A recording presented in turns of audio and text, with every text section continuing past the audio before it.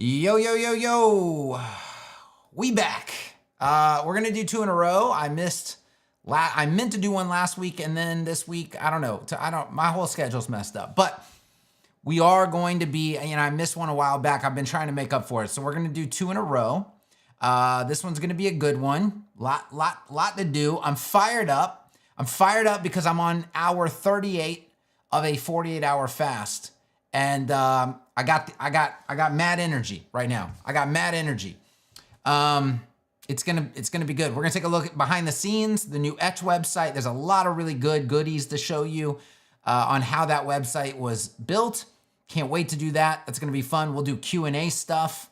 But first we want to say hi. What's up, Mark? What's up? What's up? Justin, Eric, David, Jason, Nicholas. My voters on Beaver Builder are actually better now than selling your thumb. Okay, you must be talking to somebody else. I don't know. John in the house. Graham. D123. Okay. Welcome, everybody. Good to see everybody here. I did not really push this one out. It's not at the scheduled day and time, so it's probably mostly going to be OGs. But this should be a good one. We got Suzanne in the house. Manhan's Photography, and Christian. Great way to spell Christian. Okay, so first things first. I just published something. You all need to take a look at it. I debated whether I should read it. I know not everybody is a reader. I mean, I can read it to you, or I could just tell you to go read it, okay? Let me go to, it is on EtchWP.com. If you are way behind the times, if you are buried deep under a rock somewhere, you should know that we published the new Etch website over the weekend, or really like on Friday. And it is a temporary website. It's the minimum viable website, okay? But it is built in Etch, if you understand the first one. And I love it. I was perusing through Reddit the other day. It is just the bottom of the barrel, the absolute bottom of the barrel. If you want to go, where are the lowest IQ people in WordPress? Tends to be on Reddit. I was reading some Reddit threads, and it was from like 6 months ago, 8 months ago. This was like Etch had been announced like a month earlier, and an obvious pre-sale. And there's some people on Reddit like, the site's built in bricks. It's not even built in Etch. Like, just the lowest possible IQ that you can get to. That's found on Reddit. So I found that funny. But obviously we wanted it to be a priority to be able to build a website in Etch. And if we remember, like, what you're looking at right here, this is the most functional vaporware product that's ever existed. The thing that wasn't supposed to exist for 3 years is already here. It's just here. We're gonna crack it open today. We're gonna take a look behind the scenes.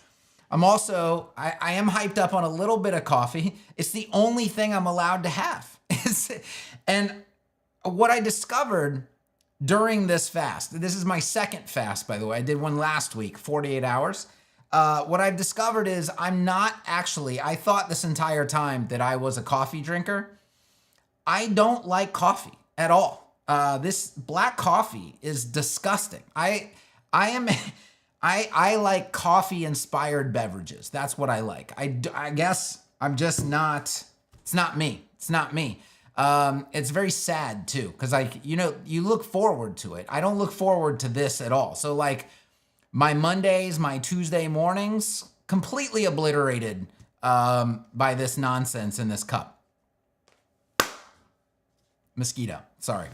Okay, here we are. I haven't even, oh yeah, Mark doesn't even drink coffee. Dude is clean as a fucking whistle over here. It's amazing. More power to him. It's fantastic. Okay, here's the thing right here. We're gonna go to articles, okay? And then we are going to click on this one right here, a very, very, very important article. The WordPress Architecture Crisis, how the web's most popular CMS became its own worst enemy. Really encourage you to read this. Really encourage you to share this. It is a very important article. I mean, I've been monitoring discussions about this on X. There is widespread confusion. I mean, the vast majority of the WordPress ecosystem, they don't seem to know basic concepts. They don't seem to know how WordPress even really works or how things come to be. And like, you have to start understanding these things because they're very critical. And we talk about like, it's important to have vision, and it's important to understand where the vision is in an ecosystem, okay? Because you typically want to be aligned with the vision. The status quo, you know, there's a lot of people in WordPress who are adamant on defending the status quo, and I will defend the status quo sometimes. There's nothing wrong with the status quo. It's like a fallacy to think that, well, the status quo is automatically bad. You should always deviate from it. Here's the thing. Here's my measuring stick. The status quo, I mean, you never want to just settle. Okay, like the status quo is a lot of times about settling, which you never want to do. You always want to try to be elevating, right? But I will defend the status quo if we're winning. Okay, like if you're winning and somebody's like, we got to deviate from the stat, I'm like, but we're winning. Okay, here's the thing, and WordPress is losing big time. Like there's so many L's happening in WordPress. The idea that there would be so many people defending the status quo in a losing ecosystem, it blows my mind. It blows my mind. So if you feel like we're winning, you can defend the status quo all you want. But if we're clearly losing and you're defending the status quo, kind of questionable. That's kind of questionable. And unfortunately, that's what's happening. Tremendous amount of people defending the status quo in WordPress. They will make any excuse they can possibly make. And it's just, it's not getting us anywhere. So these are very important articles. These are very important discussions to have. I would, and I mean, don't you like this? I feel like this template is it's a really good template. Makes use of content grid and automatic CSS. This like, see this breaking out of, where's my pro mouse? I can't draw with it anymore though. I don't even know where the hell it is.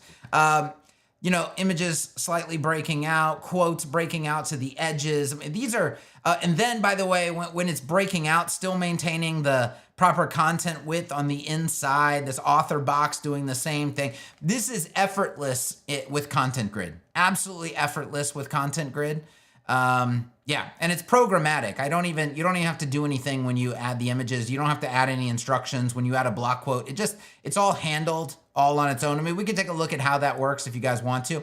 The whole purpose of this stream is to, you know, people love to see behind the scenes. They ask me all the time, show me real sites that were built. I want to see how they were built. I want to see what techniques were used. And in terms of Etch, we're taking a look at, like, you know, some advanced stuff like components. This entire site is pretty much, and by the way, I think if you, let me go to incognito, okay? I don't want to go to the dashboard. I just want to go to the site. Just let me go to the site. I mean, this is pretty like it is nearly instantaneous, right? This entire site is built with components and loops and templates for the most part. Components and loops and templates. I think we should also have a little bit of discussion about this concept of rich text, because all these builders have rich text elements. Now, it's not a fully refined thought in my head, but I did this site without rich text. I mean, if you look at like this would be what you would consider to be like a rich text area. But Etch doesn't have a rich text element, right? So how are these things even created? That we're going to take a little bit of a look at that, okay? And I'm not saying that the way I did this is 100% for sure the way that it should be done, and it's the best workflow and the best UX and all of that. I'm not saying that. I'm just showing you that there might be a better way, because rich text elements notoriously, if you're not aware, rich text elements are horrific in page builders, absolutely horrific. Because you end up with headings in there and links in there and lists in there and whatever else you put in there. But the controls for styling in the panel, in the builder, they don't target any of those things. And so you're forced to write a bunch of custom CSS, just forced to. And then you got to figure out how the targeting works, and then they've added extra wrappers half the time. It's just, they're a nightmare. Rich text is a nightmare. The question would be, does Etch even need rich text? I don't even know. I don't even think it does. I don't think it does. We're going to take a look at that. It's a lot of things that we can look at here. Which is, I mean, it's amazing we have so many things to talk about and look at and discuss in a vaporware product. I mean, it's phenomenal. Okay, let's go in and take a look. Let's get into the meat of this. Welcome, Ruben. Ruben's joining late. Oh dear, I got a software update for Ecamm. You don't want to click that button during a stream. Not a good button to click. I just wanted to highlight Ruben's comment here. If you don't create a wrapper for the rich text, maybe your default styling would just work. It doesn't, because like if you hop over to Bricks and add a rich text element and you look at the styling panel only has the ability to style the wrapper. You can't target anything inside of it. Even if the wrapper didn't exist, which it needs a wrapper, but if the wrapper didn't exist, there's still no way to tell it what element in there you want to target. Like a paragraph and a list and an image, they're three different things. And there's no way to tell the styling panel which one of those things you're wanting to target. And then they can't even not have a wrapper, because that's how a rich text element works. It's an all-in-one element, right? But yeah, you don't have that problem in Etch. It's not a problem in Etch, because in Etch, everything is an element. You have access to everything at all times. A rich text element is like a black box, and it's got a bunch of things inside of it that you can't really touch, at least not with the styling panel. Okay, you could switch over to their code mode, and then you could put in tags, but half the time they get stripped out when you switch back to that's kind of a mess. The formatting gets all messed up. But then you are forced to write custom CSS, absolutely forced to write custom CSS.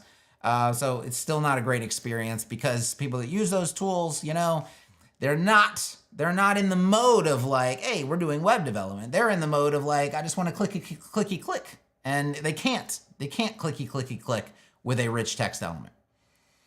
Okay. Rich text, poor text. All right, let's dive in. The first thing I want to show you, oh wait, hold on. Do not dive in here. Danger. Okay, we got to be on the staging site right here. I whipped up a little staging site so that we could do this safely. So I can, change things around if we needed to as part of the discussion, and then I can just delete this afterwards. All right, so I'm going to go into, first let's talk about this. So the Etch experience is not a page-based experience or a template-based experience or anything else. It's essentially a WordPress experience. And when you get into WordPress, you just click this button.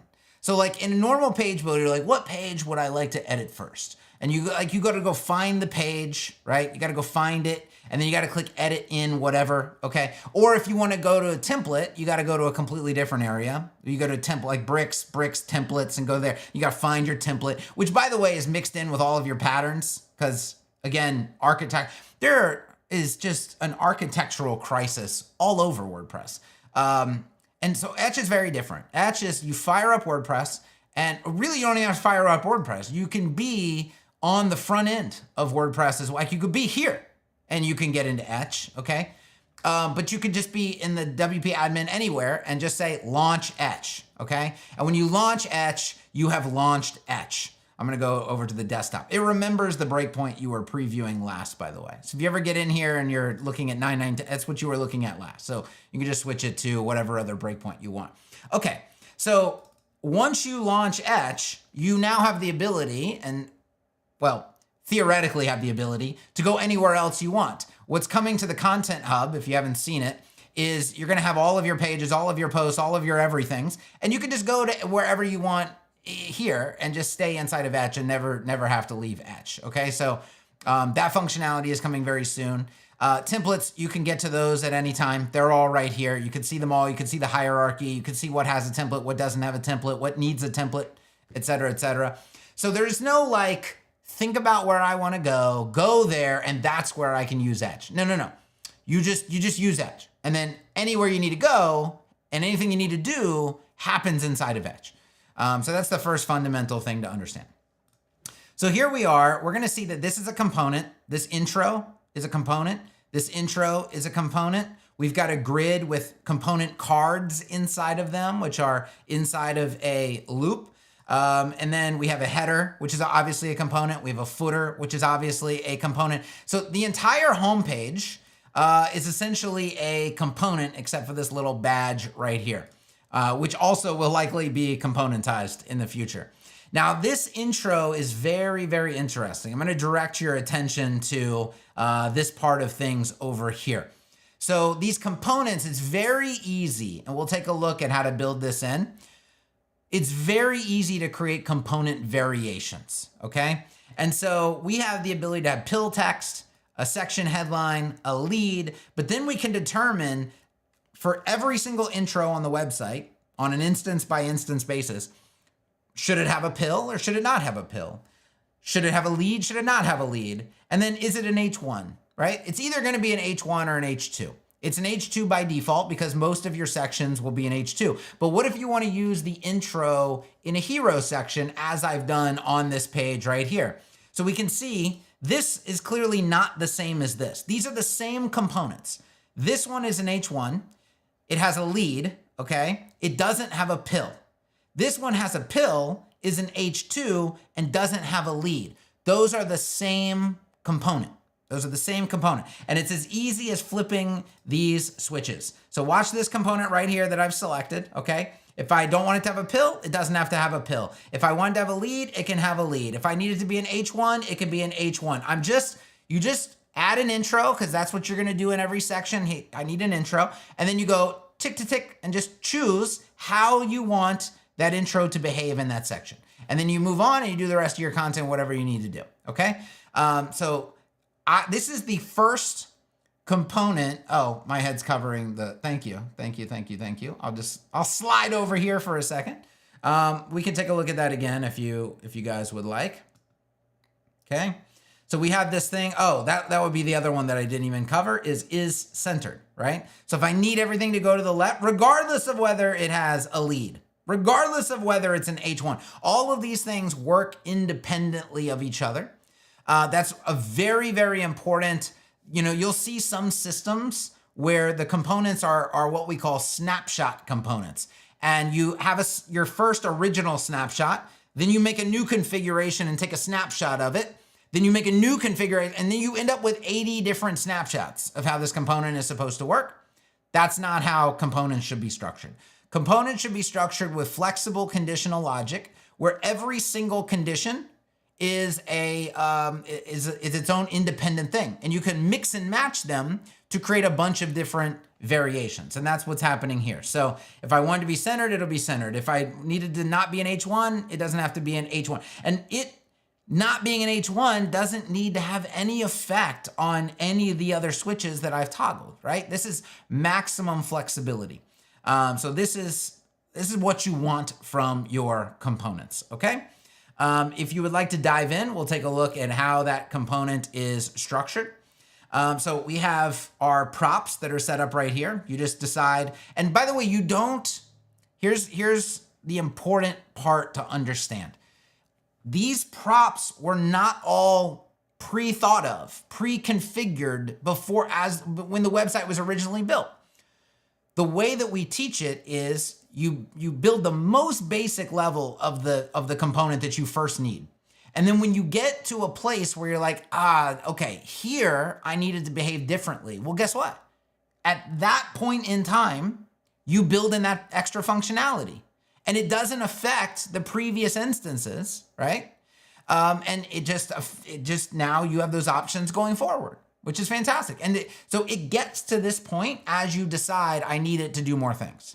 So you're not in a situation where you have to understand ahead of time all the things that need to happen and build all of the things that need to happen. And they're not even, I think what I'm gonna do is some videos on, hey, I've got this existing component and now I want it to do this. And I'm just gonna do a video from that starting point because it's actually very simple to just add the next thing in. Okay, so by the way, hashtag all of your questions or they will not get answered. I've seen some questions go by, no hashtags. They're going to get lost. I can't scroll back and find them. So hashtag Q if you want your question answered. So here you go. Now you don't see any code, right? In fact, I'm going to turn off the JavaScript editor. This would be another fundamental thing that I would say. Let me exit this component real quick. Okay. I'm going to turn off the HTML down here. Okay. Now tell me, does this look fundamentally different? Let me turn on the style panel.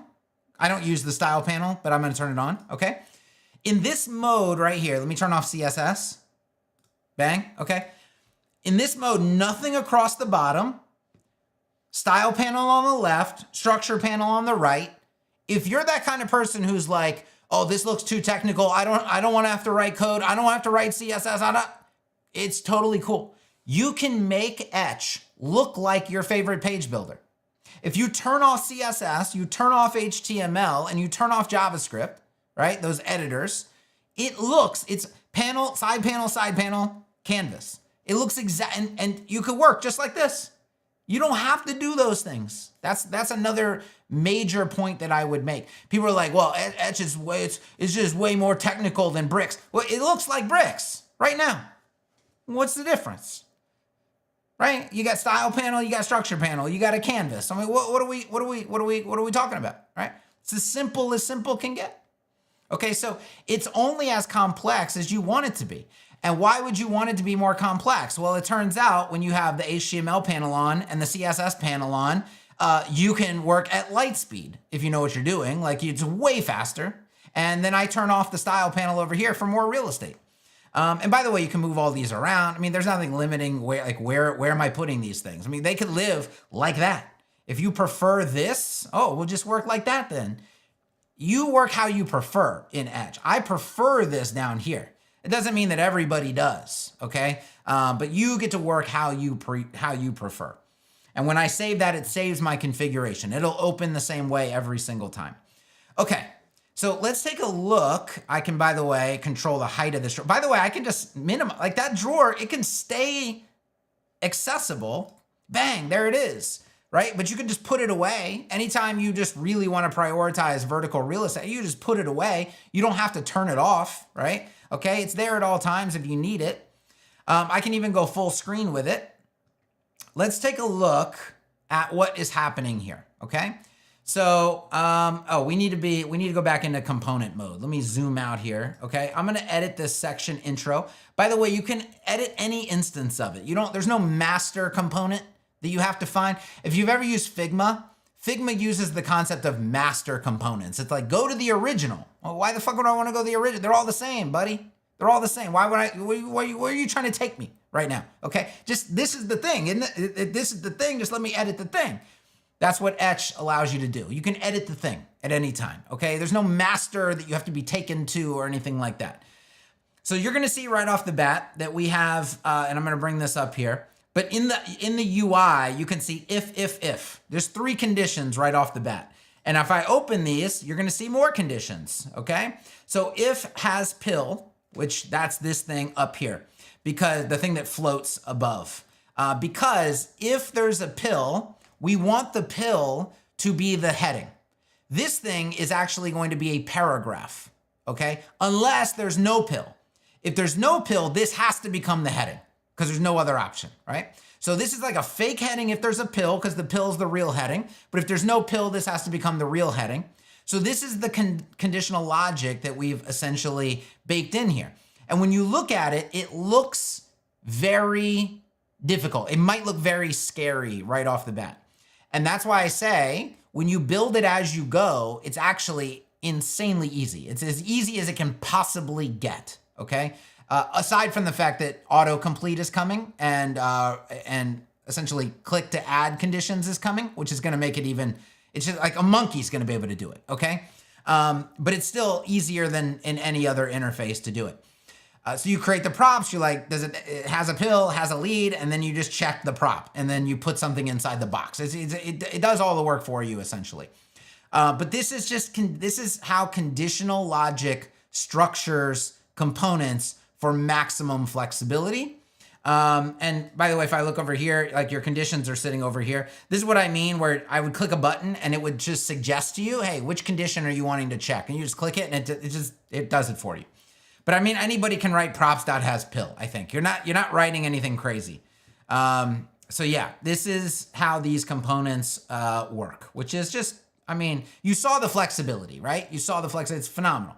Okay, next thing we're gonna look at is loops. Now, again, I have a loop panel, right? You could put the loop panel. Where do you prefer for this loop panel to live? It can live wherever you want it to live. Now, what we've done is we have just integrated a global loop manager. So this is a loop instance. So I can see what this loop is doing. By the way, you're not reliant on a UI. It's like, oh my God, they didn't give me a switch for that. Oh God, they didn't give me the the code at very first glance, for those people who are like, dude, I am anti-code. I want to know code my whole entire life. When you just get comfortable looking at it, you start to realize, like I can just do whatever I want. I don't have to wait on the UI people to get their shit together and give me a switch. I can literally just do it. Yes, you can literally just do it. You can literally just do anything you want. You don't have to wait on a UI. Maximum flexibility. And it's not hard. And we live in the age of Claude and Grok and like, you could just, if you don't know what you're doing, is by Claude. I just want to query these things real quick, and I only want to query 7 of them, and I want it to be in random order. And then Claude's like, all right, here you go, and you just paste it in. And you're going to be able to do that in Etch anyway. Like just natively in Etch, you're just going to be able to ask this loop to just reconfigure itself however you would like. It'll just do it for you. The age of UI, I think, is going to be going away a lot. We did the no code experiment. No code, low code. That was an experiment, failed experiment. I won't go too deep into this conversation, but you do need to know that all of these page builders, all of these tools were running an experiment. And the experiment was basically saying, hey, can we create an interface that is so easy that anybody off the street, Kevin's mom, can come in and build a website? And that was the experiment that they ran. And they did the experiment for 15 years, and the experiment failed miserably. It doesn't matter how simple you make it. My mom can't do it. Most people can't do it. You take a rando off the street. The most they can do is take a template, a theme, whatever you want to call it, that was built by a professional, and install it and swap some content and some colors. That is the extent of what they can do. And that's not building a website, it turns out. They can't do what you need to do. And so now you see Elementor and Divi and et al. Running away from that. What are they going? They're going to a class system. They're going to variables. They're going to all the things they previously shunned that I was screaming you actually need. We're going back to the code because it turns out that all lay people need is a simple interface for doing the simple things that they know how to do and nothing else. You can't simplify the development of things. And by the way, if you take away code and try to use AI, all you have is it's a fucking token factory. I mean, the AI companies love it. The tool that's selling you the AI integration probably loves that experience because it's like Vegas. It's a slot machine. You just have to go keep putting in tokens and pull. Okay, try again. If you have code access, it gives you the bullshit that's like 80% usable. And then you go, okay, thank you. I'm going to make some tweaks. And okay, now it's working, right? And I don't have to go reprompt, pull the handle, put a token in, pull the handle, right? Nobody wants to play that game. Code access solves all the problems that everybody has in all of these tools. Oh, there's no UI for that. Oh, code would have solved that, wouldn't it? You don't have to wait on the tokens, you don't have to refresh, you don't have to wait on the AI or the UI, right? Hey, there's too many technologies involved in this. You understand what I'm saying.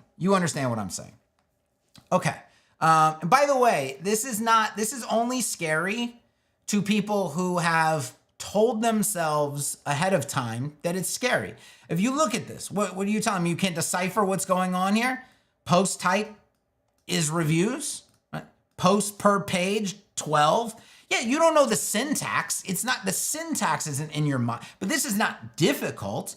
You just don't know how to write, like, where do I put the little brackets and what needs to go in? Okay, you haven't learned that yet, But again, that's why our AI can teach you this, and you can get familiar with syntax very quickly, okay? This doesn't have to be scary stuff. It's not really all that difficult.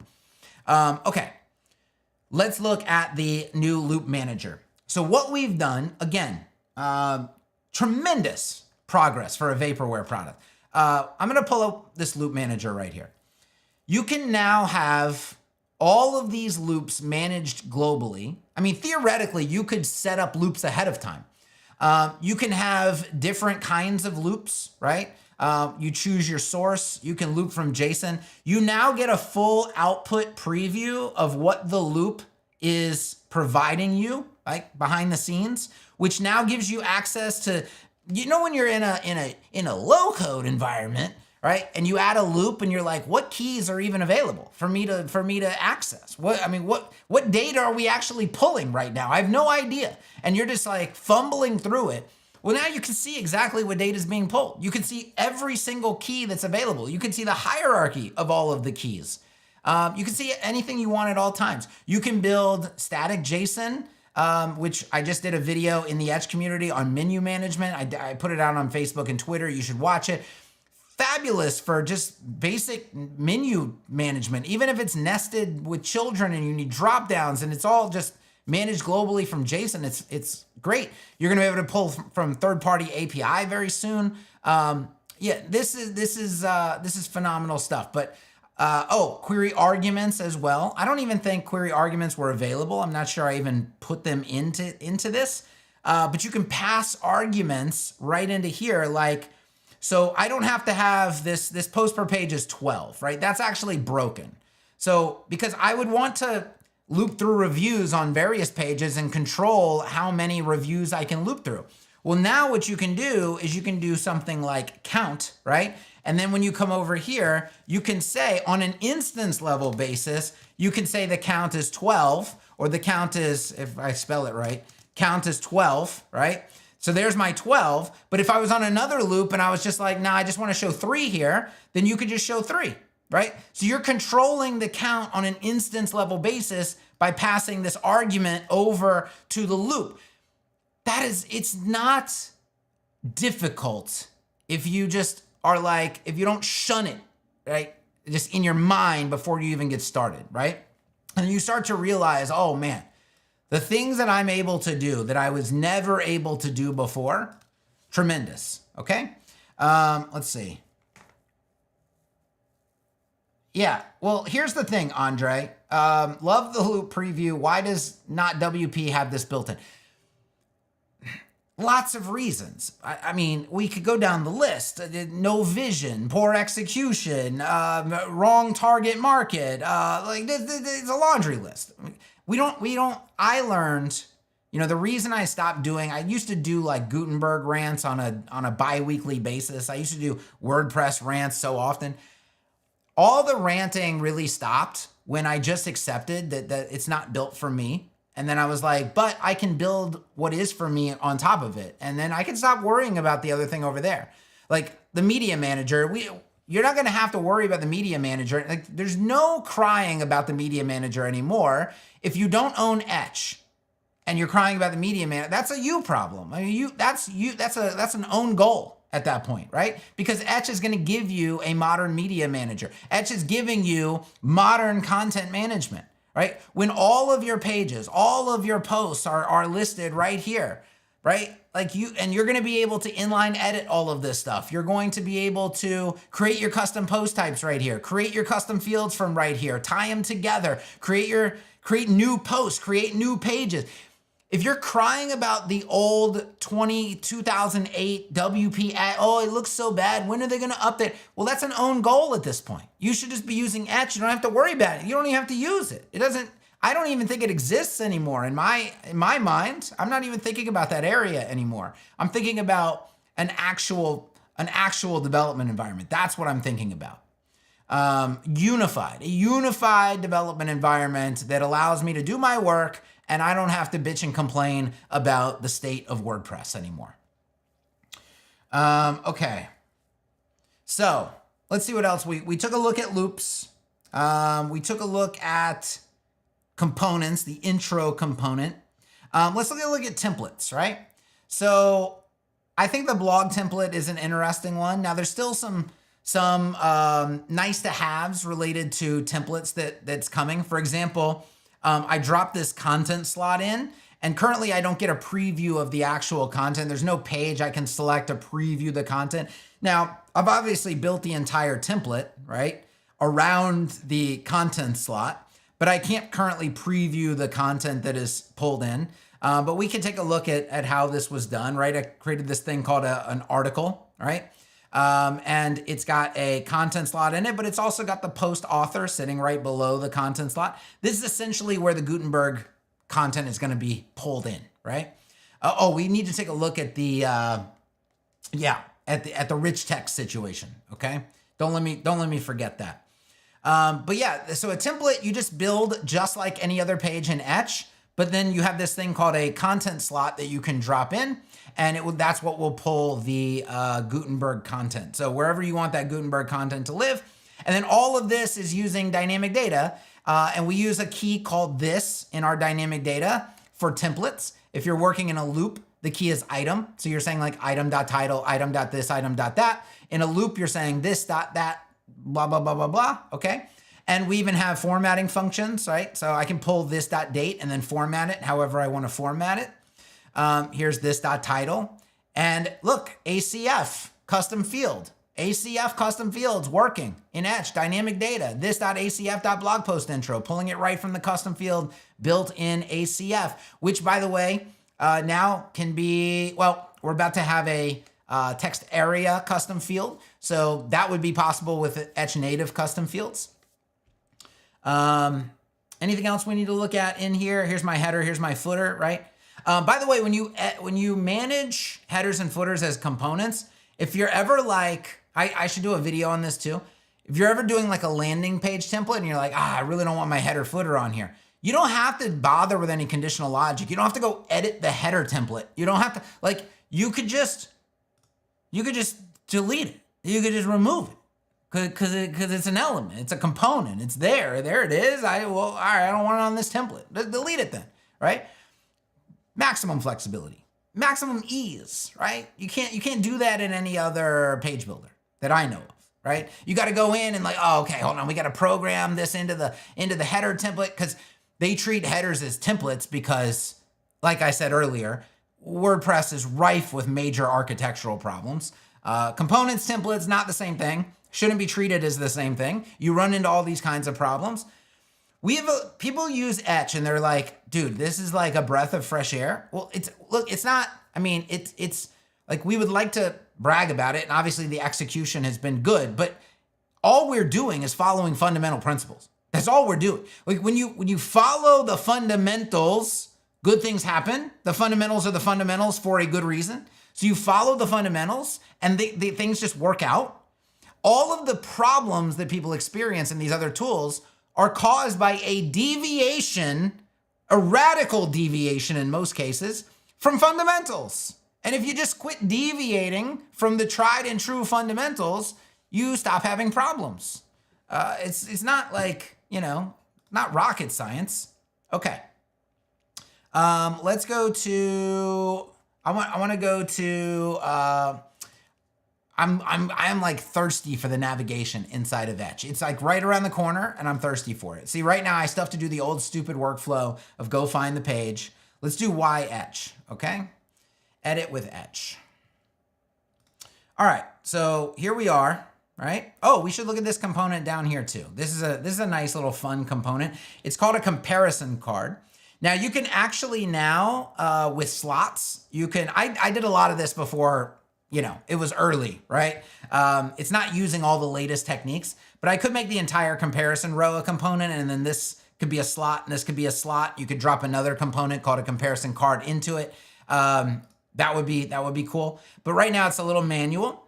But essentially these two cards are the same card, okay? And so how does this work? Well, and you can see here, I was pushing the limits. This was bleeding edge. This was before we had a drop-down prop selector, right? A select selector. So I was having to write in old or new. But look what happens when I write new. It turns into Etch.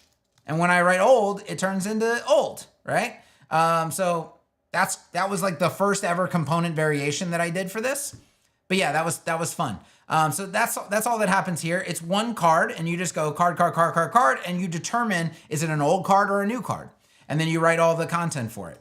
And because it's in a loop, it's just, oh, that's fun. That's fun. It's using JSON to produce the entire list, right? So I just did old, new, old, new, old, new, old, new, old, new. Here's our content. And then it just loops through it. And if you ever want to add a new one, you just come add a new JSON row and you're good to go, right? It's easy, stupid, easy little syntax. And these loops render instantly because you don't have to get the data from a database. It's just static data right there, renders instantly. Fantastic, right? So there's another example of just more things you can't do in other tools. And it's very, very, very helpful stuff. Okay, here is the rich text situation. You can see this looks almost like a rich text area, right? And by the way, I promise I will get to questions. We will do all the questions, don't worry. Saving plenty of time for questions. So here is what I wrote.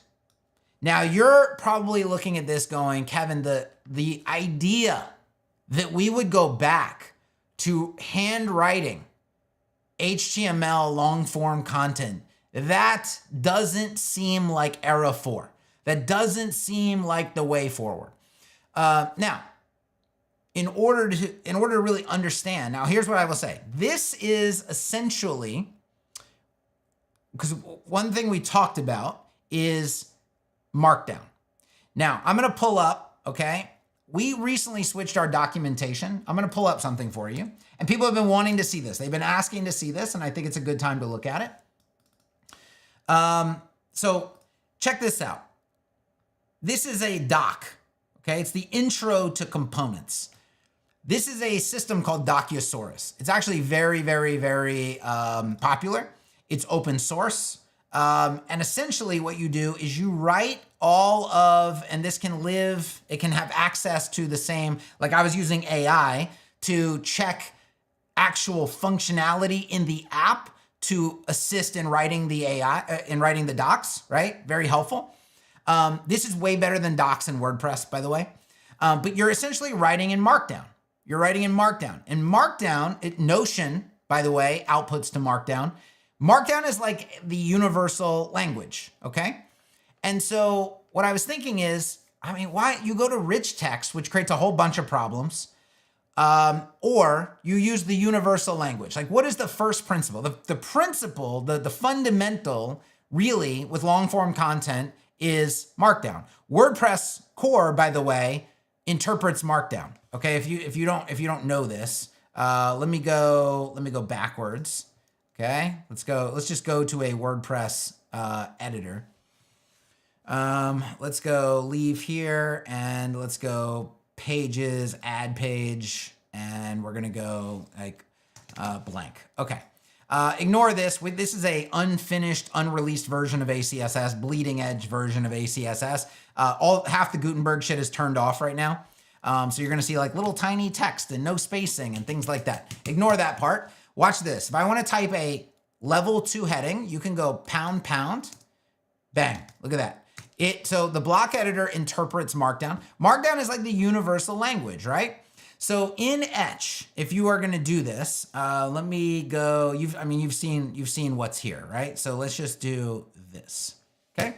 So the question is, I want to write a paragraph. So this, it does autocomplete. Okay. So it's not like, you saw, I didn't type all those tags, right? I typed open, P, close, it finishes it. Now, that to me is still a little too much, right? And we don't actually need Markdown. Why don't we need Markdown? Let me zoom in because I know this is a little bit small for some of you. We don't need Markdown because we have emmet. Kind of the same thing. Kind of in terms of speed and what's happening, it's kind of the same thing, okay? So for example, if I do P like this and I just start writing my paragraph, right? Bang, when I hit tab to expand, look what it turns into. I hit my mouse wheel, so it flew off the screen. It expands into the paragraph, right? If you're like H1 and then my heading, right? I gotta fix that keyboard shortcut. it expands into H1 my heading. So you're essentially like, instead of doing this, right? You know, my heading, which might even still expand. No, it doesn't. Okay. So this is the markdown version of a heading 1 or a heading 2, but I could easily just do this and then write some shit, and then you get an expansion into the H2. And the same thing if you wanted like an image, if you wanted a link, if you wanted whatever, you can essentially use emmet almost the same way you would use markdown. And so you have rich text without having rich text. Because again, rich text comes with tremendous limitations, tremendous headaches and hassles and nightmares. This keeps everything pure and clean without really being, again, if you don't shut off your mind to it, without really being problematic in any way, shape, or form, and without being difficult. So now I'm not 100%, I have to do this more, and obviously I have to fix the expansion shortcut. Let me see if enter does it. No, it's just tab. So we have to fix the tab taking us to the side. Maybe it's just because I'm zoomed in, honestly. Probably just because I'm zoomed in. Okay. So I do like heading, yeah, there you go. So if you're not zooming on your screen, then it shouldn't really affect you. But like, see, I do P, this is my paragraph. I can just keep writing my paragraph. And then when I expand, boom, there's my paragraph right there. It wraps it in the necessary tags. By the way, I mean, it's just super fast if you want to do certain types of things, even simple things like UL, LI, and then I say list item and then $, and I'm like, I would like 5 of those, chief, okay? I have a list with 5 list items and it's auto numbering them. Like, that's even real basic stuff you can learn that just does dramatically help. Yeah, it's fantastic. So I really am starting to think we don't need rich text because of this situation right here. You could write all that down here if you didn't want to do it in a modal. Like it's whatever you want to do. Okay. Okay, so here's a good one. I'll just tackle this one right as we go. Let me minimize this so you can see it. Well, can't, right there. Okay. Okay, but you're expecting the client to draft posts in this way? Not going to happen. So who has an answer for Joe Web Dev? Clients do not use this, okay? Everything that you build in Etch, we should pause and talk about this. It's the most important point. Everything you build in Etch is authored to core Gutenberg blocks, not proprietary Gutenberg blocks, core Gutenberg blocks with a one-to-one representation. Your client will edit the content in Gutenberg. They will never open Etch. They will never touch Etch. They will never need to touch Etch or open Etch or even know what Etch is. They will open the page in Gutenberg and they will edit their content in Gutenberg and they will hit save and they will move on with their life. That's what they will do. So no, the client will never do this.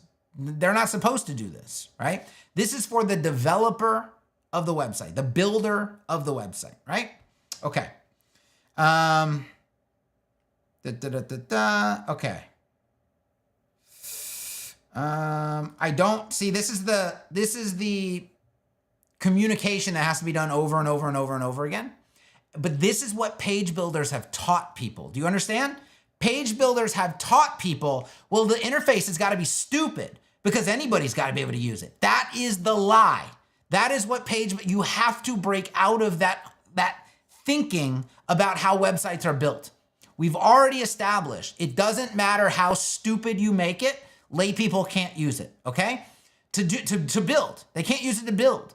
All the lay people are doing are editing. We've already, that is an understanding, okay? We're on the same page. All lay people can do is edit. That's it. That's all they can do. And it doesn't matter how stupid you make the interface, that's all they will ever be able to do. This is too technical of a, the interface can't even make, like, look at Figma. Figma is a prime example where you go, why do we need divs and sections and containers and this and that and HTML tags? Just give them a frame. Kevin, just give them a frame. Okay, well, we give them a frame. It's called Framer, actually. Like the whole damn product is named after it. It's called Framer. You give them Framer, and then they build something with it because they don't know what the fuck they're doing. And then you look behind the scenes at the code, and it's 8 gazillion frames, 8 gazillion boxes, no semantic tags, no SEO, garbage, complete garbage. Bots are like, the fuck is this, right? That's what happens.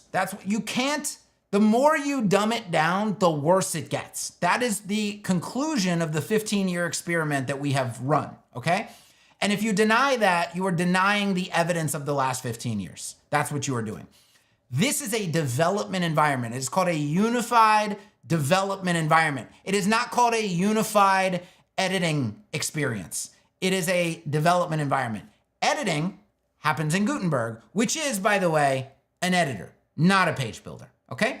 So we have separated the concerns, and we've separated the concerns with zero effort. Everything you build here is waiting for you in Gutenberg.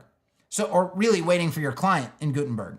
So your client comes into Gutenberg, does their editing stuff, they hit pay, they move on with their life. They never see any of this. The people who see this are the people who need to see this, the people who actually build the site, okay? But we've got, see, page builders have trained people to believe that everything needs to happen, and even the clients have to get into the page builder, Kevin, and they're gonna be scared. We gotta make it look stupider, because if we don't make it look dumber, they're gonna be scared by it. They're not gonna wanna stop doing that. Separate the concerns. You have development, you have editing. It's wildly different. They couldn't be any more different, okay? So they shouldn't happen in the same place. They can't happen in the same environment. That's just a dumb concept. And that was the experiment that failed, okay? All right, good. Let's go to, what else? Is there anything else we want to look at here? I think let's just go to questions. We've got about 40 minutes left. I think questions will take up the remaining part of the time. Yeah, okay, so this is perfect. Like, you don't want to hurt people's feelings, right? But this is very important to understand. Like, the idea that you're gonna claim to be a professional at a craft, but you don't know the first thing about the craft. What other industry does that fly in? Kevin, I want to be a photographer, but I don't want to learn anything about, don't talk to me, Kevin, about aperture. What aperture? What are we talking about? Aperture, shutter speed, ISO. Kevin, what's this ISO talk? Make it easier, make it simple. I just want to snap, snap, snap, snap, filter, filter. I'm a photographer. I'm a pro photographer. You're a pro photographer, you don't know jack shit about photography, right? Okay. What other industry is this accepted in, widely accepted in, except ours for some reason? I don't know. You need to know the basic building blocks. You should know what the HTML, like the basic HTML tag. You don't have to know the entire library, okay? There's like 100 whatever of them, but you gotta know the basic ones, okay? You gotta know the basics of CSS. That was the other lie, okay? And people that bought into page builders, I think it's just important for us to like understand these things and accept them. The page builders lied to you and they said you're gonna be able to do all this without writing CSS. And then what ends up happening? Divi users, oh, by the way, just do this experiment. It's fantastic, it's phenomenal. And I don't wanna, it's not just to knock people, it's to make an important point. Go to the Divi release videos where they're like, Divi has Flexbox, and read the comments. These people, they are fascinated by shit that we've been doing for 15 years. This is blowing their mind, these new features in Divi. They don't even realize this shit's been around for 15 years, right? Flexbox. So the lie that Divi told was, hey, you don't need to know CSS to use Divi. They just got Flexbox 16 years after Flexbox was released. Elementor got Grid, like, and a half-assed version of Grid, like 8 years after Grid was released. Okay, so they're absolutely lying to you. They're just holding you back.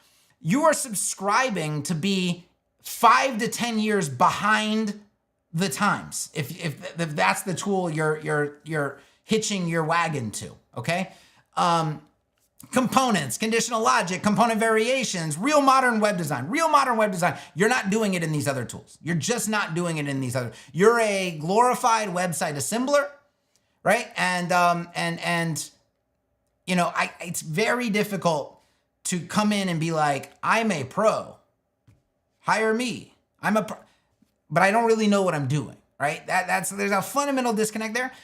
And I'm telling people this for their own good because they come to me all the time and they go, Kevin, I just have this, I can't raise my prices, Kevin. Like they're barely eating, okay? They're barely eating. And they're like, Kevin, I can't raise my prices because I have this imposter syndrome. And we investigate and it's like, well, if you're an imposter, you probably definitely do have if you have any morality, you have a sense of imposter syndrome. It's not fake, it's real, right? If you learned HTML and CSS and stopped using these toys and you did page building 101 and you accepted the education and you accepted the reality of what's happening here, that you are in a technical craft, and in order to be a technical professional, you have to learn the technical craft. It's just put those two things together and just stop buying the lie. If you just stop buying the lie that all these other tools have sold you, you will be way better off. And what happens when these people do page building 101 and they really start to learn the concepts and they really start to implement them, all of the imposter syndrome goes away. And then they go, oh my God, the work that I'm doing is like so much better than I used to do and so much better than a lot of the work that I'm seeing around me. I need to raise my prices. And suddenly there's no more block on their pricing. And now they're making more money and they're more proud of the work that they're doing. And they're actually able to consult clients properly. And their life gets way better than it was. You don't want to live that life of like, oh, I'm just using the easy things. I'm just an assembler. I just don't know what I'm doing, but I'm charging people money. It doesn't feel good. It doesn't feel good to be in that situation. It feels good to be educated and empowered and skilled. Those are the things that feel good. That's how you get up in the morning and you're excited about the work that you're doing, right? There's an empowerment that comes from the education. And that's why when people say, Kevin, beginners will never use Etch. Yeah, they will.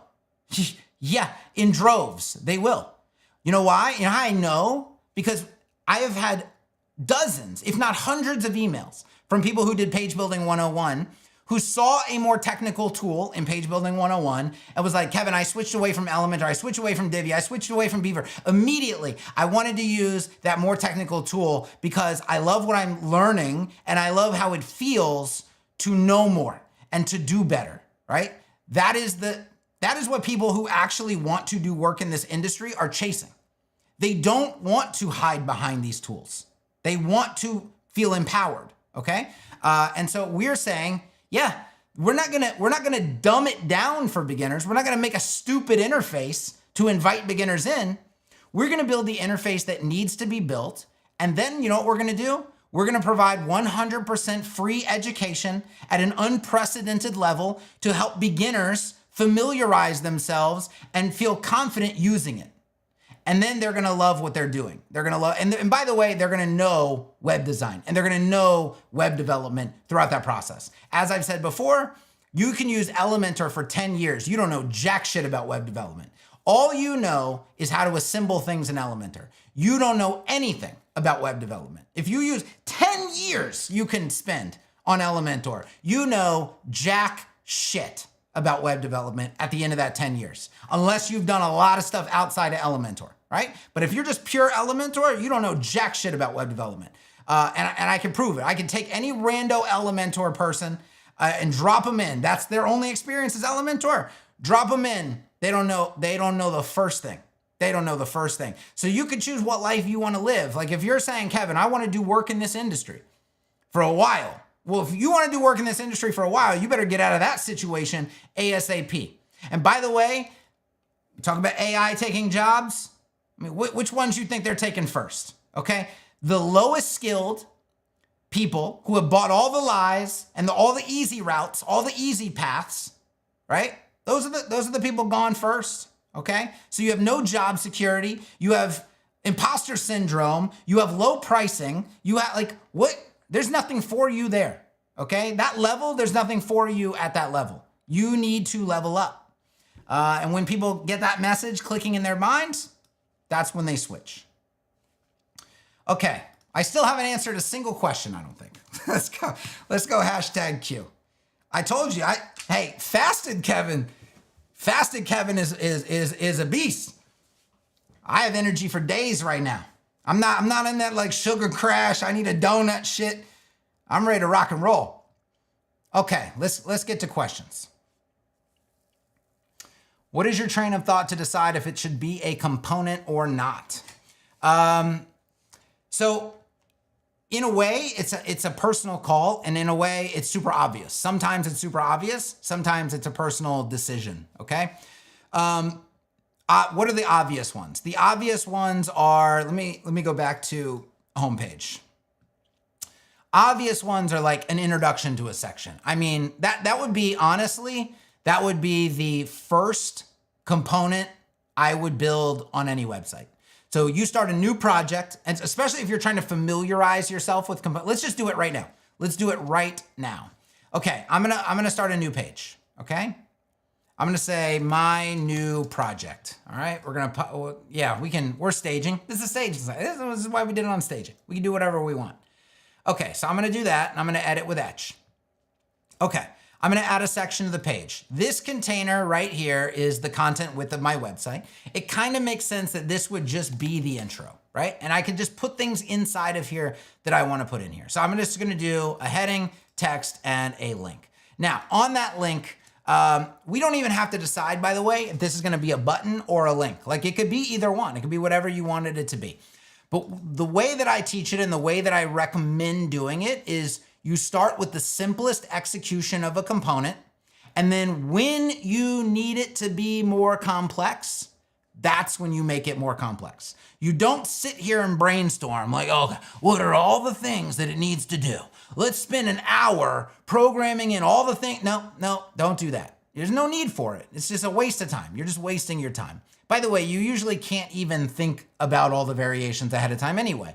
When you encounter a situation that needs a variant, that's when you build in the variant. There's a lot of different ways you can build in the variant. So this is my section heading. This is my, by the way, you can even come down here and you can say lorem 20, right? Hey, you got some lorem text, okay? This is gonna be our call to action. So call to action. By the way, I can edit that over here. There's multiple pathways to editing whatever you want. Again, the interface, it's whatever's easiest for you.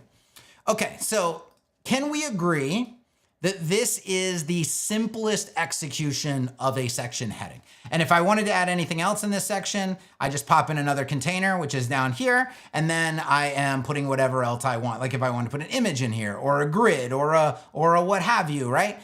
But this is a section heading. This is the simplest execution of a section heading.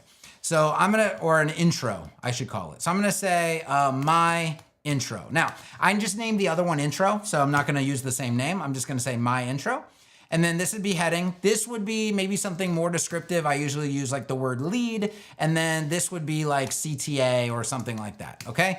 Now, we wanna add classes to these things, right? So because I've labeled everything in the structure panel, I can literally just right click and go create BEM classes, and now every single thing in this component that I'm about to build has a class for me to style. And if you don't like writing CSS, you come over here, you open the style panel, you use the style panel, okay? Just like a page builder, just like any dumb page builder, right? Except you get the benefit of anything that you put here automatically authors to CSS, so there's no cost to using the style panel the way there is in other page builders. Other page builders, some of your stylings here, some of your stylings here, some of your stylings over there in Fucksville, you never know. You're always on a hunt. Where's the styling coming from? You never know. You never know. In Etch, you always know, because it always syncs everywhere, okay? I don't use this, so I have it hidden because I like more real estate. So I'm gonna turn off the styles. Okay.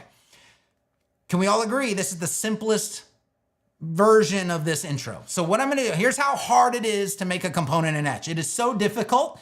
Just watch, you might miss it. Right click, create component, it's done, okay? I have created a component. I'm gonna do it again. Right click. See how it's purple? When it's purple, you know you're in component editor mode, okay? You hit save, it's gonna save this component to the database. You hit exit, there it is. I can go, bang, bang, bang. Look at this. Now, how do I know it's a component? If I go edit. Now, this is not a real component yet. Like, I mean, it's a real component, but it depends on the kind of component you want. It's not the kind of component we want. But if I change this, right? It is going to update everywhere. So I'm gonna save that, I'm gonna exit, and you're gonna see they're all updated. So this is what is called like a global component, like a globally synced component, but that's not what we want. We want a component where I can manipulate things on an instance by instance basis. That's the kind of component we want. Okay, so I'm gonna edit component, and I'm gonna make this back to section heading. So how do you make it editable on an instance by instance basis? Well, you see I have 3 things, 1, 2, 3. Really, I have 4. Pop quiz. What's the 4th thing? Does anybody know what the 4th thing is? Let's go pop quiz. I'm gonna get out of the hashtag Q. I like to do some pop quizzes every now and then. What is the 4th thing? Race to the keyboard. Race to the keyboard. What is the 4th thing? I'm gonna do the first 3. The first one is a heading. So I'm gonna say I need a text prop, and we're gonna call this heading. You can call it whatever you want. There's scope to the component. You can use the same names everywhere. It doesn't matter, okay? Then you can do heading text again. And this text, and by the way, I can just add them all if I want to. I'll just add another one right here, okay? And then I can name it. So this will be my lead. And then this will be my CTA text or link text or whatever you want to call it. You get to name them, okay? There you go. The 4th one is the URL, correct. So I'll just do another text prop, and this will be the link URL. Okay, so now I have 4 props. Now, I have to map these props to these different areas. That's got to be difficult, right? That's just, that sounds, how we gotta, whoa, we gotta go into the code, we gotta scalpel this shit up. What do we gotta do? You just do this. You click a little target and you go bang, like that. You can even make the sound effect when you do it, right? You can click and go bang, right? And it just does it. I can even click any of them. Doesn't even matter which one I click. Okay, it just mapped them. So now they're mapped up. Now the only thing that doesn't map up is this link URL right here, okay? So you're gonna go in now. You could do this, okay, without, let's go over here, okay? See how this says props.link text? If I come to the href and I go props.link URL, I just did it and I didn't touch any code. And there's gonna be a little button where I click it and it goes, which one would you like, sir? And you just insert it, that's coming too, okay? So like I said earlier, a monkey can do it. And now let's just save, okay? And by the way, you could put default values in and you could preview your defaults if you want to. All right, let's exit here. And now we have, lots of components, and all of them can have independent headings, okay? And custom text and a nice button that goes to wherever you want it to go, okay? And every single instance of that heading. So now I'm done. I would not do anything else to this intro until I absolutely needed to. So when I get to another section and I put in the intro and I'm like, I really want it to be centered here. Okay, now I build in that a little bit of extra complexity, right? And then I get to another section where I'm like, I need to hide the lead. Okay, cool. Let's build in that little extra bit of complexity, okay? And so we'll take a look at how to just do something very simple, right? I'm gonna create a prop, this time Boolean, right? I can do select, I can do images, I can do arrays, I can do slots, I can do lots of fun stuff, very fun. I'm gonna do Boolean, right? And I'm gonna say has lead, just like that, okay?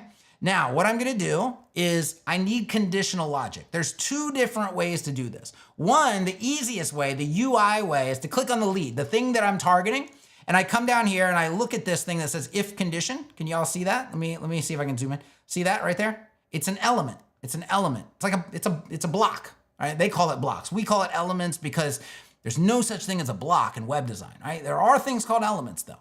So we are gonna add an element called an if condition. Now, if I hold command on my keyboard, it's gonna put that condition right next to the thing that I was on.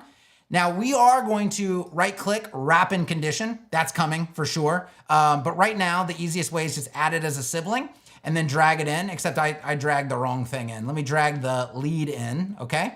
So now I have this thing called a condition and it's got a lead inside of it, all right? Now, what should I do with the condition? Well, check this out right here. See that? Has lead. What does that say? Has lead, okay? So I come over here and I go props.has lead, and it's going to check for, look at that. You see this right here with the preview? I turn it on, bang, turn it off, bang. So if has lead is true, it's going to give me a lead. If has treat is false, not gonna give me a lead. It's just a little check on that prop, okay? Perfect. All right, so look, we just built it in. You can do it on any of them now. They all have it. This is why you can build as you go, because they all have it now. Every single one has the ability to have a lead or not have a lead, right? That's why you can do it whenever you want. You don't have to think of it all ahead of time and build it all ahead of time. You just, as you go, it's like, oh, I just need that little bit of complex. Okay, just edit the component, pop it in, save. Now they all have that functionality, right? It's great. Curtis says, yeah, the sound effect, they did. It does. It confirms that you were doing it. Yeah. And I've also already thought about mappings like this. So if I'm editing a component, because look, even though you guys saw how easy this was, click this, you saw that, right? That's very easy. To me, that's too much mouse movement. I'm already like, right? I'm thinking, why don't I just right click this and choose the one, right? Right click it, choose, right click it, choose. Then I don't have to mouse anywhere. I can just right click, choose, right click, choose, right click, choose the prop. It knows I'm in a component editor. It should know what the props are. I just right click the thing, it asks me which one I want. I just put it in, okay? That's what I'm thinking about next. So this targeting thing, while it's fun, and we all like to go bang while we do it, okay? I know you do, that might go away. That might go, we might just be right clicking. Bang, bang, bang, bang, bang, just right click, right? Because that mouse travel, that little bit, I'm not big on that, okay? I don't want to live that life. I just want it to be as easy as it can get. But notice these talks about easy and efficiency is not make it dumber. Make it, Kevin, you know, anybody, I told my daughter this. I mean, even my daughter, my 9-year-old, my 7-year-old understand this. You know, I go, hey, Shiloh, you know, when you're running the bases, they're softball players. When you're running the bases, right? You could get home a lot faster, or even to third a lot faster. If you just don't touch those over there. Just cut across the fucking infield. Just go right to third. You don't have to touch the other one. And she's like, Dad, that's against the rule. I'm like, exactly, right? Going faster by like breaking all the rules and doing dumb shit, it's not something to brag about. That's what all these other tools do. They're like, well, we just made it dumber. That's how it seems easier. It seems easier because we made it dumber. It seems faster because we made it dumber.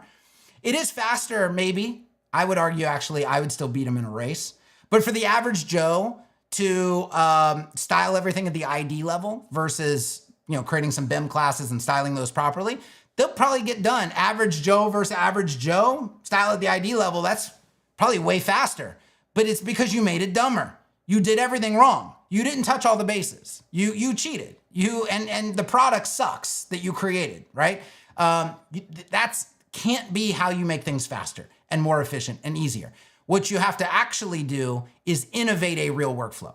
Okay, here are the bases we have to touch. How do we touch them faster? That's the only equation that makes sense. Okay. Let's see. All right. You don't have to worry. I'm not going to Hollywood. I'm actually very anti-Hollywood. I'm not big on the Hollywood crowd. Okay. Let's see. Back to questions. Do I remember correctly that someone said you can't swap out heading levels with props yet? Yes, you can't change the HTML tag yet with props, but it's not because it's not possible. It's because it's not built in yet. But yeah, that's coming for sure. How do you work with or edit templates that are created by SureCart? For example, SureCart product template. You won't. What you will do is you will have elements. You will have SureCart elements in Etch, okay? And you will add those to the template, and you will work with those, and the other stuff won't matter. You will literally build same thing with WooCommerce. There will be native Etch WooCommerce elements and templates, and it will be the absolute best WooCommerce experience that anybody has ever had because it won't have all the stupid limitations. It won't be in the stupid interfaces they give you. It won't have it won't be dumb. It'll be like it's supposed to be, okay? And you'll build whatever checkouts you want, whatever carts you want, whatever product cards you want, whatever's you want. You'll be able to do whatever you want. The whole concept is just stop making it dumb.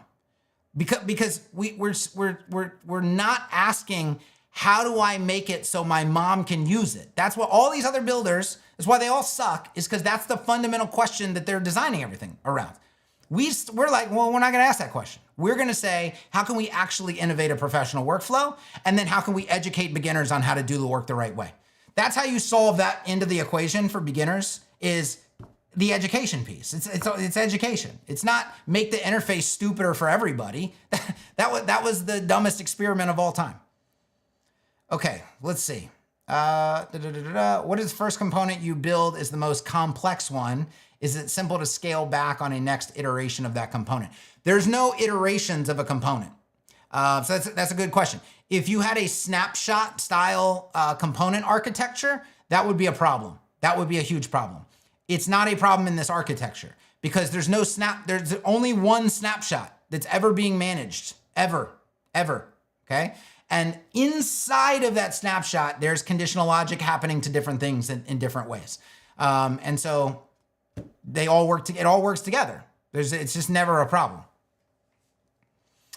Should I think of Etch as more like a headless IDE for WP, or is it something else entirely? Good question, David. It is not headless, so it does not disconnect. Most people, me included, are not interested in headless. The major downside of headless is that it completely disconnects you from the entire WordPress ecosystem.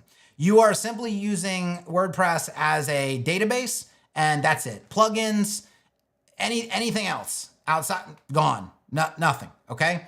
And you're building everything yourself. That's not what we want to do, right? That's not what we want to do. We wanted to build a native WordPress development experience that doesn't have any downsides or trade-offs or, dumb shit, for lack of a better term, going on inside of it. And then we wanted it to auto-author everything to core WordPress in terms of core Gutenberg blocks, which also then becomes the client editing experience, right? And they bidirectionally sync back and forth. And so it's essentially, here's what the Brian Cords of the world do, okay? The Brian Cords of the world install a theme, and then they use blocks for simple shit. And they save simple patterns as simple patterns. And then anything, and by the way, in building that, I don't know why they subject themselves to the horrific UX and UI of Gutenberg. By the way, also effectively styling everything at the ID level when doing this, also not fantastic, okay? But anytime they run into a situation which is very often when doing things that clients need to come and edit, where they have to build in some special functionality, even like switches, where we talked about like, okay, is it centered? Is it left? They have to build like switches for those things. They're called like pattern overrides or some bullshit in Gutenberg. There's all these like proprietary names. It's a whole different language. It's stupid. It's dumb. And they're trying to make an editor into a page builder. It's not that. It's not that. But every time they want to do that, you know what they have to do? They have to stop what they're doing. They have to open VS Code, and they got to tinker in React and PHP or some third-party block builder library they've added, like all this dumb shit, okay? This is stupid. It's just dumb. It's just now they're working in 3 different environments. It's all convoluted and it's nonsense. So all of that is gone. Just doesn't have to exist anymore. Custom block development is dead. When I build a block in anything, it could be anything. I can build anything in Etch. If I just save and I flip over to Gutenberg, it's sitting right there, custom block. When I add props to this intro that has all these props are gonna be exposed on this component, which is, by the way, written to a synced pattern in Gutenberg. It's gonna be exposed on that synced pattern for the client to just toggle all the same switches and fill out all the same fields. And I'm gonna be able to go in here and say, I don't want them to be able to do this one, right? I want to stop them from, it'll lock that and they won't be able to do that part. That's a you decision. You get to decide what they can do and what they can't do, okay? No more VS Code, no more nothing, but you're also not headless and you've achieved the goal, which is create custom blocks that are easy for clients to edit. That is all done with your normal Etch workflow. Nothing else has to be added on or thought about or done. Okay, let's see. About the new brand, why have we ditched the acid yellow? Well, calling it acid yellow is the first reason we ditched it, Alan. I didn't like it. I hated it. I know it was unique. I didn't like it. I also felt like the interface was screaming at me at all times and it was distracting me from my work. And I personally didn't like it. I'm not the only one that didn't like it, but I know a lot of people did. It's it's my tool. I can't work in the tool I don't like. All right, so we had to switch it up. Will Etch support Jet Engine? Yeah, yes. Common scenario: conditionally show hide a parent container based on whether the query loop inside it has result or not. Visibility of A based on loop output of B. Yes, possible. Why don't you create an advanced interface like Jet Engine to make it even better? For example, be able to loop through 2 completely different CPTs with specific taxonomies. Charis, my man, my friend. You can already do this in Etch. You can already do it in Etch. You can already loop through 2 completely different CPTs with specific taxonomies. You can already do it. You can do it with query args. You can do it. You can do it. You can do it. Is it possible to create a page with options for global settings for the client? Yes, you will be able to create an options page. You'll go into the content manager, and then under custom fields, or next to custom fields, probably, there will be an area for creating an option page. I'm going to try to fly through these so we can get through all of them at the very end. How do you decide between putting header, footer components on the single template instead of the catch-all template? I did put them on the catch-all template. So here's the catch-all. The catch-all is essentially just a header, a main container with a slot content, and a footer. And then watch what happens. So you start here. This is where let me exit the component editor. That's one of the bugs we have to fix is when you're in the component editor, it allows you to go into templates. It should not allow that. Okay, I'll just quickly refresh. So I go into catch-all. Here's your header, footer, main, right? This is the first template you set up. And then what happens is when you go to create, I'm going to create FAQs. See this? And I say single FAQs, right? Edit. Look what's there for me. Essentially the index template is pulled in as the starter for this template. Now I can do whatever I want. I can remove these. I can remove the contents. I can do whatever I want. I'm not limited, okay? But it starts me with the index template as the option. And then I just decide, is this one supposed to have a header? Is this one supposed to have a footer? And if it's not, you just remove them. So yeah, you don't have to manually add your header and footer to every single template. That's not the situation. I'm just gonna refresh. Yeah, so you do your catch-all first, and then everything else is gonna be for you. And this automatically detects your CPTs, and it detects whether you have a single or an archive, and it tells you what you can create if you haven't created one there yet, right? So yeah, that's nice. No magic areas. I'm sold. When can I buy Etch? July, in the next, probably next week or 2. Okay. Yeah, we have thought about making the Git docs open so people can contribute. Let's see. For user content editing, what is the intended workflow for having them edit a blog post and have it styled when they don't know Markdown? So again, you do that in Gutenberg. Blog posts anyway, you never do blog posts in a page builder. You never do blog posts in a page builder. That's always in Gutenberg. That is a Gutenberg job 100%. And then the Gutenberg content is pulled in with the slot content, with the content slot. See my dyslexia? I do that? It's a little subtle. Let's see. I wonder how would frames work in Etch or how other third-party templates would integrate into Etch. Here's what's fantastic. There's gonna be a third-party template library. You can import any, guys, I don't think you guys realize this. You can go just grab HTML and paste it in, right? So here I am in a section. I'm in a footer, right? Let me edit my footer component. So I'm gonna come in here. Here's my actual footer. There's the HTML I could literally just paste HTML in here and it's gonna render all the blocks. And if I use BIM, or if BIM is detected in that HTML, it's also going to add the selectors. Oh, not even BIM. Any selectors that are there are going to be added into the system. And then if it does detect BIM, it'll auto label your structure panel for you as well, based on the BIM names. So, but you can literally go steal a frames pattern right now. Go to the frames website, right click, inspect, grab the HTML and go paste it into Etch. That's your pattern now. You are the captain now. You can do that right now. Now, is that the proposed workflow? No.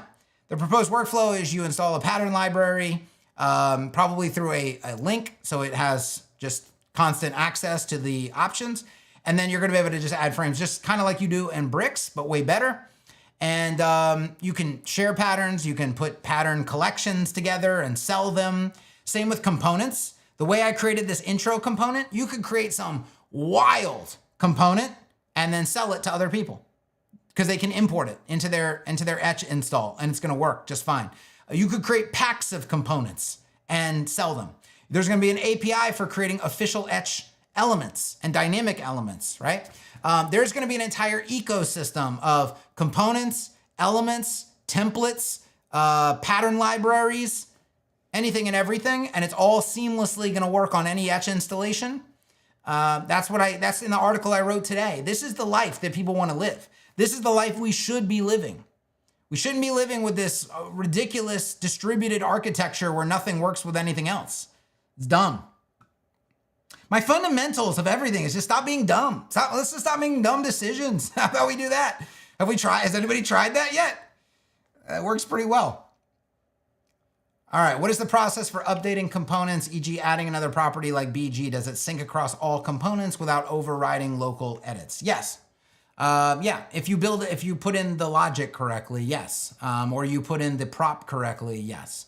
So BG is really handled by, like, you would be putting, you wouldn't do classes in that regard. What you would do, let's go to, here's this footer CTA, okay? So I have like hide or show the CTA depending on this little toggle switch, which by the way, let's just do that. Let's just show that. We haven't even showed that. There's so many goodies. I forget about all the goodies. Let's go back to WordPress real quick.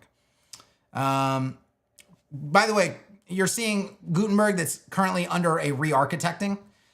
We ran into some limitations with their initial strategy. We've got a brand new one getting rolled out that's looking insanely promising. It's going to do all the things that we want to do, including rendering components and rendering loops and all the dynamic stuff. But this install is in the middle of that right now. Okay, what was I going to show you? I was going to show you, watch this. Let's go to that Y page. Let's go to, not blank, let's go to Y. So I'm going to go to pages, Y. This is why I don't like this. Like, I would rather just search for it or do something easier. Did I miss it? Oh, that's right. You get too many and it paginates on you. The one I'm looking for is on the other page. Okay, let's just view this page real quick. Okay, so this page has a header and it has a footer and it has a footer CTA. So the footer CTA is a separate thing from the actual footer. Now I'm gonna edit this page, not in Etch. So we're talking about clients, right? We were talking about clients a second ago. I'm gonna come all the way down here. Look at these toggles. These are ACF toggle fields. And I'm gonna go, how about none of those things? Okay, save. I actually don't even know that I've tested. I am on the staging site, right? Yeah, we don't wanna be doing this on the live site. Okay. No header, no footer. Now, let's go back, okay? I'm gonna say show footer, but not the CTA. I don't wanna show the CTA, I do wanna show the footer, okay? Remember, a client could be flipping these switches right here. If you wanted them to be able to do this, they would be able to do this, right? And this is ACF, we're hooking into ACF. There's my footer. Footer's back, footer's back. Oh, Kevin, where's the CTA? I wanted the CTA. Well, did you flip the CTA on? I mean, maybe you should try that toggle. Okay, let's save. Let's go back. I don't even know if WordPress is saved yet. We'll see. Now it has a CTA. So that's how page by page. See, and what do you have to do in bricks? Like this is, it's just a different experience. It's just a different experience. And however much flexibility you want to exist is however much flexibility you can bake in. And if you don't want it to be that flexible, you don't have to bake it in. These are not have-tos. This is just, I want to, or I need to. And so you can do it. All right. Customizable keyboard shortcuts are absolutely 100% coming. Yes. When you make a component which has variations throughout the site, can editors edit them in GB? Yes. The props for the components are exposed in Gutenberg. Wanted to ask about the stack you see yourself using with Etch, cookie consent, SEO. Yeah, we will do an entire new stack video as soon as we're ready to do that. So could the content of these comparison cards be pulled from Gutenberg, or would be better upsetting ACF fields for this use case? Not ACF fields. You create custom fields in Etch. Well, no. Sorry. You don't even need that. The props for that card are just automatically exposed in Gutenberg. So the minute they add a comparison card, the props are sitting right there. There's no extra custom fields that you have to add, no nothing, okay? The props would just be exposed. Will there be a point where we don't need ACF? 100,000%. Yes. That's why, by the way, this is why Etch is priced the way it is. It completely replaces all content management in WordPress. You don't need things to create CPTs. You don't need ACF. You don't need a lot of things.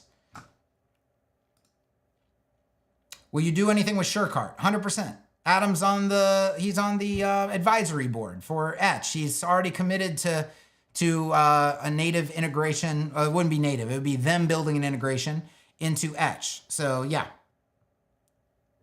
Can you explain why CSS style queries and not ACSS color scheme for dark BG and white blog card? Yes, color scheme and style queries are they can be used together, but in that case, they are two fundamentally different things. Let this be a lesson to everybody, by the way.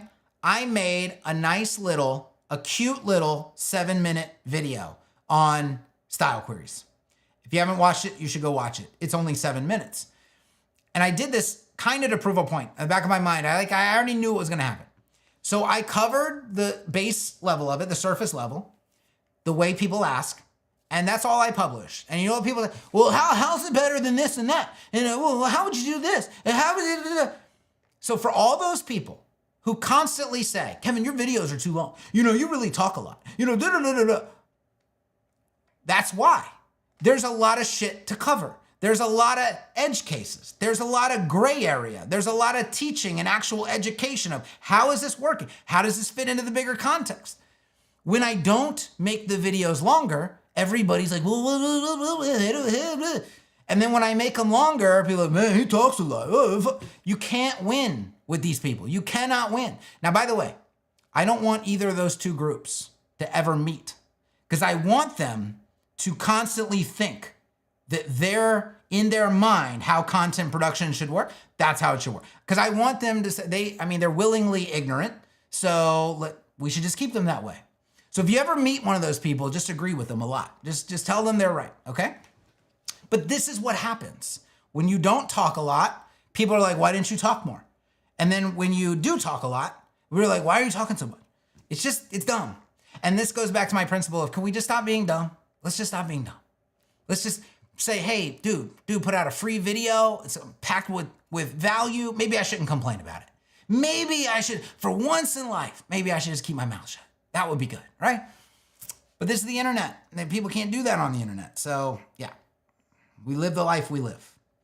What's your opinion on bricks now after you've moved your stack to Etch? You can't ask me for my opinion. I've also been told now that I have created a better tool and a more innovative tool. I'm not allowed to talk about other tools. I can only talk about other tools before I did the hard work. See, after doing the hard work, you're not allowed to talk about the hard work anymore. You're not allowed to. It's in bad taste, okay? So you'll need to ask other Etch users who will gladly tell you what their experience is like. Can we pass component parameters to a query in order to use dynamic components within Gutenberg? For example, product cards with prices within a blog. We pass component parameters, you mean props, to a query in order to use dynamic components within GB. I don't know what query you would pass it to. I would need more details. But if you put this on social media or give me a more detailed example, I can definitely answer the question. If it is a practical use case, the answer is likely going to be yes. One reason the answer to all these things is yes is because we're not a development team that just builds software. We actually use the software on every single website, on client sites, in agency work and freelance work, right? People on my team are also building agency websites. They're not just working on my team. We have the inner circle where we have hundreds, thousands of members who are building sites, doing agency work, doing freelance work, using these tools. These are battle-tested tools. We don't sit around going, what would be a good feature for a page builder? Like, we know exactly what needs to happen. and we know how it needs to happen. And then that's what we build. And we think about the possibilities. Like, hey, if we did it this way, this would open the door to X, Y, Z. Okay, and then so we do it that way. We're not just sitting around brainstorming dumb stuff. And we're definitely not sitting around brainstorming, how could Kevin's mom more easily use this tool? Oh, let's change the UI up right here because that's gonna scare Kevin's mom. That's not what we're doing. It's what every other tool does. It's not what we're doing.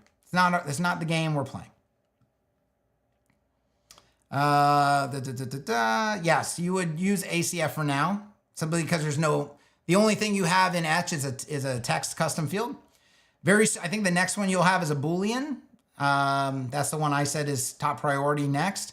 Then a text area, and then we'll see from there. Do custom fonts render correctly in Etch yet? I mean, you're looking at it right here. You know, this is clearly well, if I get into Etch, let's do a couple of these I don't want to show. They're like upcoming strategies. Like this one right here is a funnel-based homepage strategy that I'm working on. I don't want anybody to see that one yet. I don't want anybody to see pricing, so I gotta be careful which one I actually click Etch on, right? Some of these are SureCart ones. That's not gonna do us any good. Let's just, I don't know. What's this one? Thanks, whatever. Yeah, I mean, these are custom fonts. Okay. From a pages template to a catch-all. Is there any easy way of converting a pages template to a catch-all template? Okay.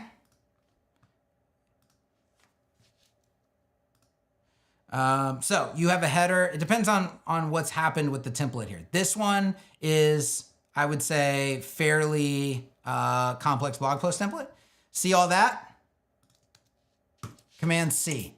Walk it over to another place. Command V. Comes to life. Okay? That's pretty much all you have to do. All right. Turns out when you have access to the code, you don't need, oh, well, we didn't build a UI for that. Sorry. Well, you don't need a UI. You have access to the code. You can do whatever you want. So, yeah. Let's see.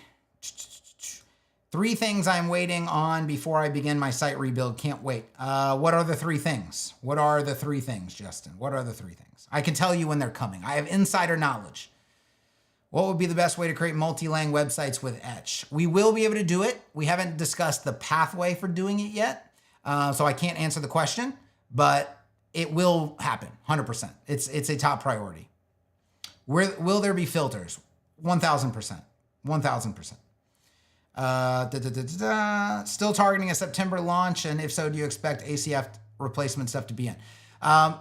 I mean, there's no launch anymore. We're way ahead of schedule. We're super comfortable. Just people are beating our door down, right? They're like, why can't I get in? This is dumb. This is dumb that like it's working and I can see it working and it looks great and I want to use it, and it's dumb that I can't buy it. And we're kind of like, see, when we said September, when was that? Months and months and months ago, when we were like, we got to give ourselves some time here. Like we don't know what's going to happen. We said September. Well, here we are. In July, we're way ahead of schedule, light years ahead of schedule, I would say. I mean, things that, like, remember, September was like a static website. We're using components with conditional logic and loops and JSON data. We're way ahead of schedule. So there's just no reason to be like, well, we said September. So here's what's going to happen. You can start buying it in July, because I'm tired of saying, no, you can't buy it. Like, I get emails constantly, messages on DMs, the social media, constantly beating our door down. So I'm like, all right, just let them buy it, with the caveat that it's still alpha. It's still not V1, okay? So you're buying it knowing you're coming into a situation where things are still fluid, things are still bleeding edge, you can build low consequence websites, like personal low consequence websites. 100%, you should probably be doing that. You should be just practicing with it. You should be learning with it. You should be doing a lot of things, but it's not V1 production ready. And what we're saying the September mark is September is when we are going to draw a line in the sand and say, you can use this in production. And what we will do is we will protect you with backwards compatibility if any major architectural changes need to happen. So instead of like right now, if some architectural thing had to change, we wouldn't build a like auto conversion pathway kind of to make it seamlessly, like it would just kind of break and then you would rebuild it. Now, I told everybody already this, it's kind of obvious. We built our own sites in Etch. So if something breaks to the point where that's going to be a super pain in the ass for us, then we're going to build a pathway because we don't want to screw ourselves over, right? So we'll build a pathway, even though we're not officially like committing to building pathways like that. We would, because we don't want to screw ourselves over. But September is the line in the sand where we say, okay, now we're going to start worrying about backward compatibility. That's the only difference. There's no more launch anymore. Like in my mind, originally it was like, all right, it's going to be kind of good. It's going to be building static sites. It's going to be promising. That's kind of what I was thinking. It's going to be promising. Like we're way beyond promising, right? But then I was going to like big launch in September. Look how promising this is, you know? No, we're way past that. We've flown past promising. And it's just time to let people start using it and just starting to come to the conclusion that this is the next era of WordPress. And that is the conclusion people come to when they use it. I'm confident in that. And so as long as they come in knowing and having the right context of, hey, this is not like V1, okay? This is 9 months in production right now. But they come in and use it and they get hype on it. That's all that needs to happen right now. That's all that needs to happen. Is it going to be possible to create login registrations, forgot password pages, etc.? Yeah, I mean, we already did that. We already did that. All I did was WS form. They have a registration form template, account template, Just click, take it, put the block in the block editor in the template that I created, or the page I created, because any third-party block in Gutenberg can be used in Etch. It passes through Etch to the front end. So I just dropped the WS form block into that page in Gutenberg and I hit save and the block renders on the front end, the form renders on the front end. So yeah, we already have login, like there's an account. You can log in right now. You can go to it. You can reset your password. You can do all that good stuff. Yes, I did ditch Brave for Dia. I did. Okay, 3 things Justin is waiting on and then we got to get out of here because we're over time. Breakpoints. Okay, here's the thing about breakpoints. You have them. Okay, let me show you. Okay, here we go. We're just doing this. Yeah. It remembers the breakpoint you were last working on. So I can refresh and it's going to come back and it's going to say, hey, you were working on that breakpoint. I think I just refreshed before it finished saving. One thing I've noticed is Flying Press. When you have Flying Press or these like caching plugins, they dramatically slow down WP admin. Let me go back. That's one thing. Like when I'm not using these plugins, it's lightning fast. Let me go back to edit with Etch, leave. There we go. Okay, it's back to life. So it remembers the breakpoint I was working on. The other awesome thing is that, look at this. My CSS is not gone because I switch breakpoints. That's what happens in every other page builder, not in Etch. I can keep writing my CSS while I'm looking at this. What a novel fucking concept. That your styling your CSS doesn't disappear just because you wanted to preview a different breakpoint. You know why they have to do that? Because they have to program the writing of the media query, the writing of the styles for that breakpoint at that breakpoint. So it has to be blank when you get there, right? Well, in Etch, that nonsense doesn't happen because the media queries just get nested in the selector. So you can keep doing the work even though you're like I go here. Look, nothing changes here. I can literally preview what I'm writing right here. It's way better. But you have breakpoints, okay? Now, can you customize the breakpoints? Very soon. You'll also be able to load in here container queries, which no other builder has support for, but we're already thinking about. If you're not up to speed on all of this, container queries are going to replace the need for breakpoints, I would say in the neighborhood of 90%, okay? I've said that for a while now. And so any good interface must have some sort of container query management system. Etch will have it very, very, very soon, along with breakpoint management. However, breakpoints are not that critical. If you can't build a site, I build every site with these same breakpoints. I never change them. Every single site I build. Why? Like, it even begs the question. Now, I might make more of them. I might make some custom ones here and there, but the general breakpoints, I don't even see a need really to touch them. Yeah, it's like what you do around them with custom stuff, that matters. But I never touch these. So I wouldn't even be waiting on those, Justin. There are some things that you could say you're waiting on, and I'd be like, that makes total sense. Custom breakpoints, not really one of them. They're not that important. They're not as important as people think they are. And then, okay, so what else? You said breakpoint, modals and pop-ups. You can already create modals and pop-ups. Now, it's skill dependent or AI dependent. But literally, I could go into Claude right now and be like, Claude, I need a JavaScript-based modal pop-up that triggers on this class. And it'll go, and you go, all right, thank you. I'll take the HTML, paste, take the CSS, paste, take the JavaScript, paste, save, working modal. I've done it on videos. Literally, it takes 3 minutes, right? You can't do that in any other tool. Justin, you got to get out of the mindset of, I gotta wait for Mr. UI designer and Mr. UX guy and Mr. developer to give me the tool. No, we gave you access to the code. You can do whatever you want. You don't have to wait for us. Now, if you want to wait for us, that's fine. You can wait for us. No problem. But you don't have to. That's why this site has a functioning mobile menu. I mean, go to EtchWP.com. I don't want to go to the dashboard. You know what Etch doesn't have? A menu element. Especially with drop downs and going to a hamburger on mobile and all this other stuff, right? Like, look at this, the WP admin, stupid WP admin bar gets in the way. But do you think this element is an Etch?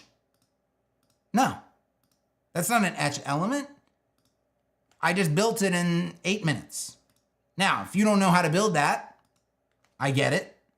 Claude will build it for you. It might take you 15 minutes, okay? Might take you 20 minutes, but you can get one. You don't have to, what every other builder tells you to do. Well, go to our feature request area and just write up a little feature request. And then, when we decide it's important, we'll get around to it.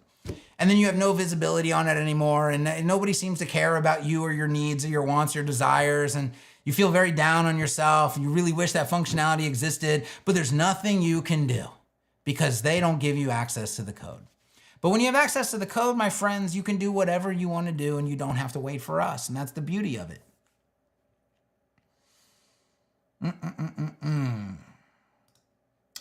Media min width 769 versus media min width 768. I don't know. That doesn't seem like a question.